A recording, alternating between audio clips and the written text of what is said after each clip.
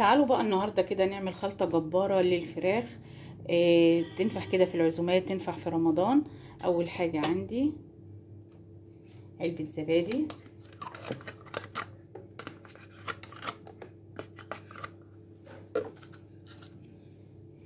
عندي خل، معلقتين خل كده، معلقتين زيت،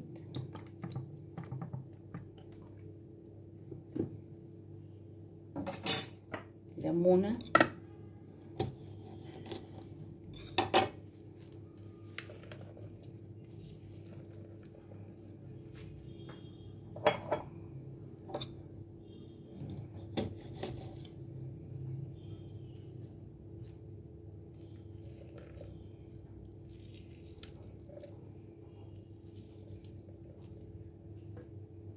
عندي بقى البهارات، عندي بصل بودر،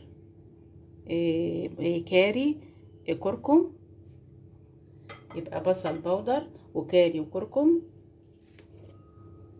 بهارات فراخ،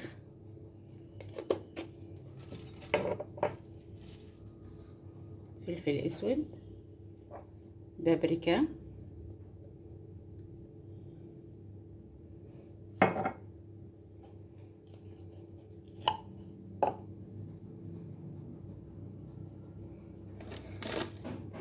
معلقتين ملح كده كبار، واقلب كله كده.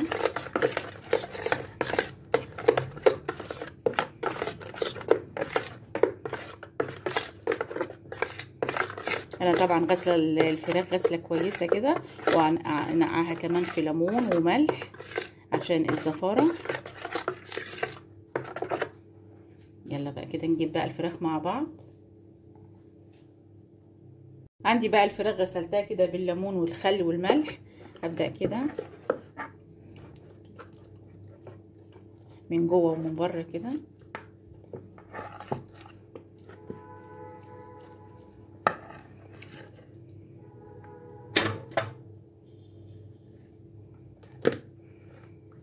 طبعا دي لو انت كمان احلى واحلى لو بيتيها كده قبلها بيوم، هتبقى تتبيله جميله. لو عندك بقى عزومه ولا حاجه كده في رمضان ان شاء الله، كل سنه وانتم طيبين، تعمليها كده من بالليل وتسيبيها في التتبيله دي، هتبقى احلى فراخ مشويه.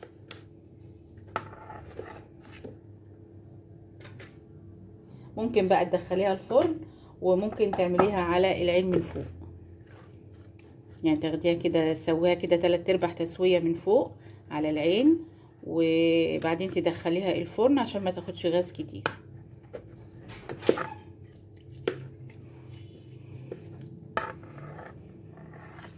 ده كده تنفع بقى تشرفك كده في العزومات.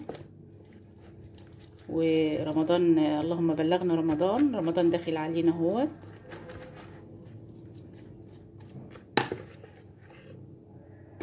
هحط بقية التتبيلة دي على الفراخ واسيبها كده قد نص ساعة، وبعدين نرجع نسويها مع بعض. كده الفراخ بقى سبتها نص ساعة. تعالوا بقى نسويها كده على عين البوتاجاز من فوق الاول، وبعدين بعد كده ندخلها الفرن. الجمال ده، ايه الحلاوه دي، يا عيني يا عيني على الفراخ المشويه اللي لسه جايه من بره. تعالوا بقى كده نحطها في طبق التقديم بتاعنا ده. ممكن بقى تقومي جايه حاطاه كده في نص السفره. حطي بقى كده الفراخ. بسم الله الرحمن الرحيم.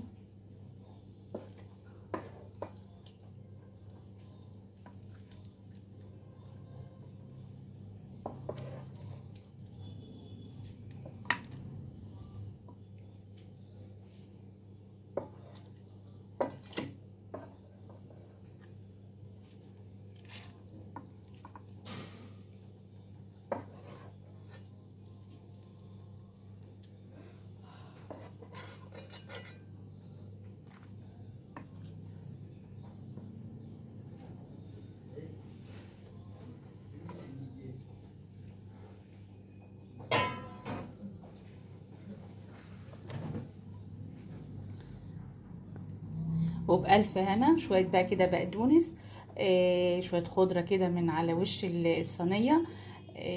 لو عجبكم بقى الفيديو يا ريت اللايك والاشتراك عشان يوصل لكم كل جديد. وبألف هنا، والسلام عليكم ورحمة الله وبركاته.